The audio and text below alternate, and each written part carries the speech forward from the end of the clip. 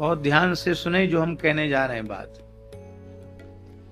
अभाव की अनुभूति उस व्यक्ति को होती है जिसकी चित्तवृत्ति भगवान में नहीं लगी हुई।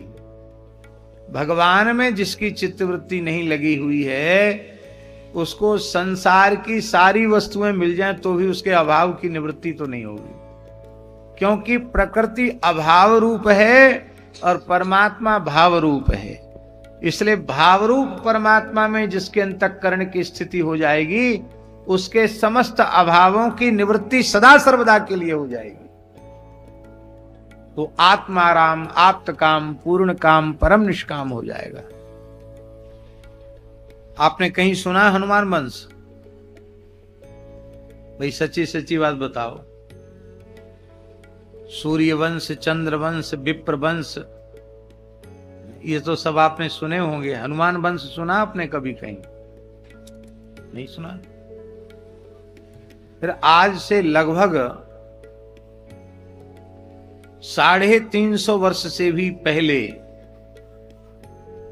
श्री प्रियादासी हनुमान वंश का वर्णन कर रहे हैं।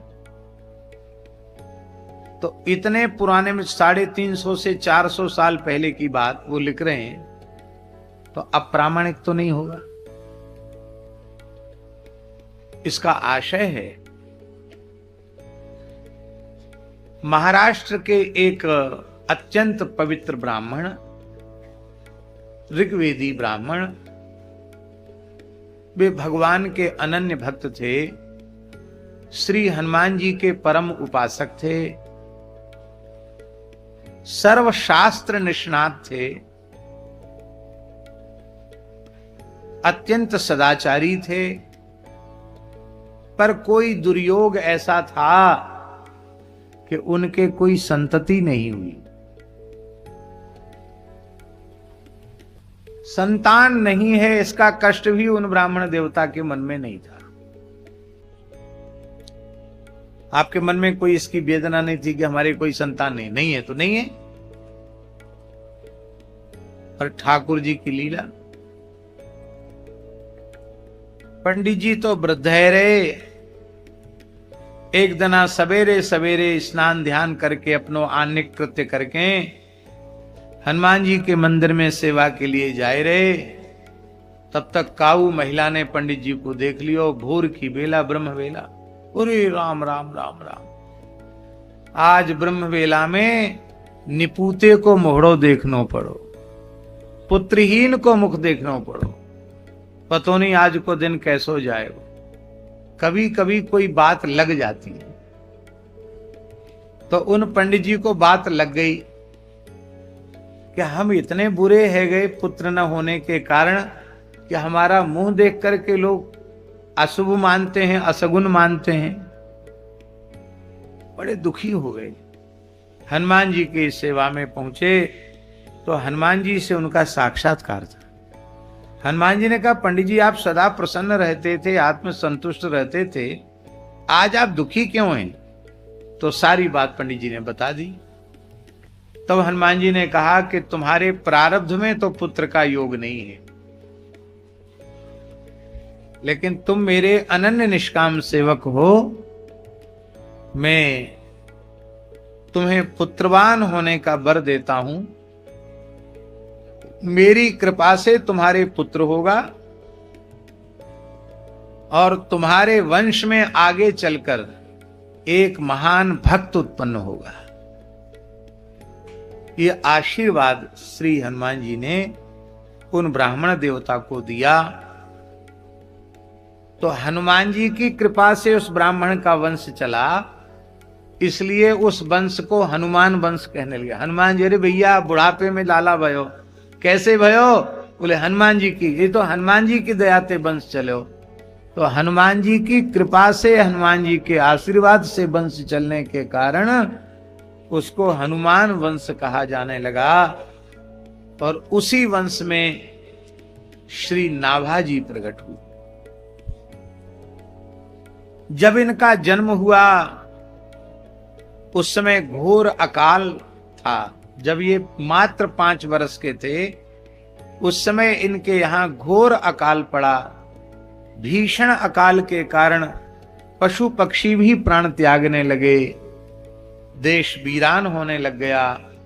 उसी समय आपके पिताजी भी भगवत धाम प्रयाण कर गए और अपने एकमात्र पुत्र जो जन्मांध है उसकी रक्षा के लिए माता, विचार माता ने किया कि चलें कहीं आगे चलें, जहां सुभिक्ष हो वहां मेरा और मेरे पुत्र का पालन हो जाएगा। माता आगे बढ़ी कि माता भी मार्ग में घनघोर वन में पंचत्व को प्राप्त हो गई। मां की भी मृत्यु हो गई। अब अकेला 5 वर्ष का बालक जंगल में बैठा हुआ है। महापुरुषों का जीवन होता बड़ा विचित्र है, बड़ा विलक्षण जीवन होता। तुलसीदास जी का जीवन देखो, बाल्यकाल कितना संघर्षमय है, कितना कष्टमय है। ऐसी नाभाजी का बाल्यकाल देखो,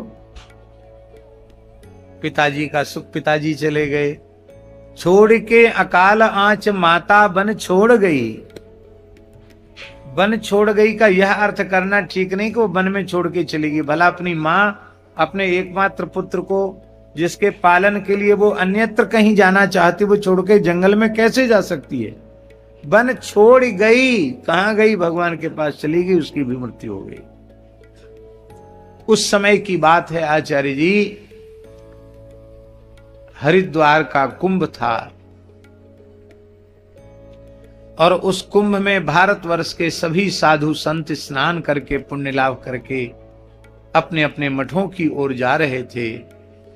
और उसी समय रामानंद संप्रदाय के 2 महान रसिक सिद्ध संत श्री स्वामी कील देवाचार्य जी महाराज और श्री स्वामी अग्रदेवाचार्य जी महाराज, ये दोनों गुरु भाई और दोनों श्री कृष्णदास पयोहारी जी महाराज के शिष्य, ये भी कुंभ स्नान के लिए आए थे और योग बल से ही वहां पहुंचे थे और स्नान करके योग बल से ही लौट करके पुनः राजस्थान गलता जा रहे थे। गलता पीठ जहां है, गालवाश्रम, गलता पीठ जा रहे थे।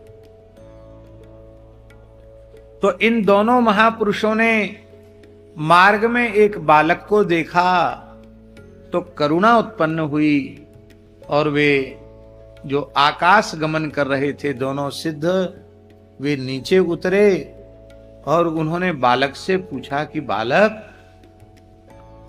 तुम्हारा क्या नाम है? अब ये बालक सामान्य बालक तो है नहीं, ब्रह्मा जी के ही अंशावतार हैं। तो उस 5 वर्ष के बालक ने कहा कि यदि आप हमारा नाम पूछ रहे हैं तो किस दृष्टि से पूछ रहे हैं, पहले तो यह बतावें। यह शरीर पृथ्वी जल तेज वायु आकाश पंचभूतों से बना हुआ है, तो एक किसी से बना हुआ हो तो मैं उसका नाम बता दूं आपको। अब पंचभूतों से बने हुए शरीर का क्या नाम बताऊं? यदि आप धातुओं के भाव से पूछ रहे हैं तो रक्त मज्जा वसा अस्थि मेदा मांस शुक्र आदि 7 धातुओं से बना है, तो एक से होता तो उसका नाम बता देता। तो मैं 5 का नाम बताऊं कि 7 का नाम बताऊं? और यदि इसका और विस्तार किया जाए तो तत्वों का चिंतन करने पर 25 तत्वों का ये देह बना हुआ है, तो एक का बना होता तो नाम बताते, 25 में से किसका नाम बता दूं? तो भगवान, मैं अपना नाम स्वयं नहीं जानता क्योंकि मैं अपने स्वरूप को भूला हुआ जीव हूं। संसार के जो नाम रूप हैं वे परिवर्तनशील होने के कारण मिथ्या हैं। वाह! तो तुम्हारा पिता कौन है? संतों ने पूछा। तो उस 5 वर्ष के बालक ने कहा कि जो सबका पिता है वही हमारा भी पिता है। तुम्हारी माता का परिचय?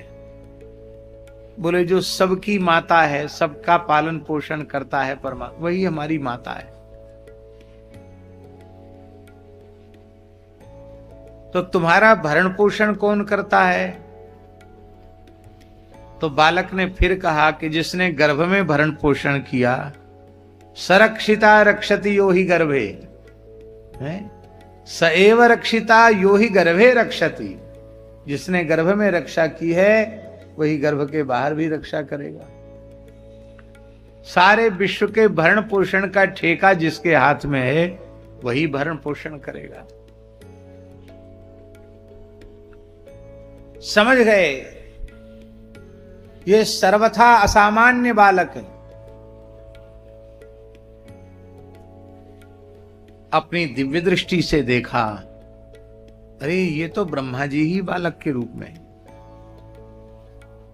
अपने पूर्व जन्म के किए हुए भगवद अपराध का प्रायश्चित्त करने के लिए जन्मांध होकर प्रकट हुए हैं? कहते ना, कोई आंख वाला व्यक्ति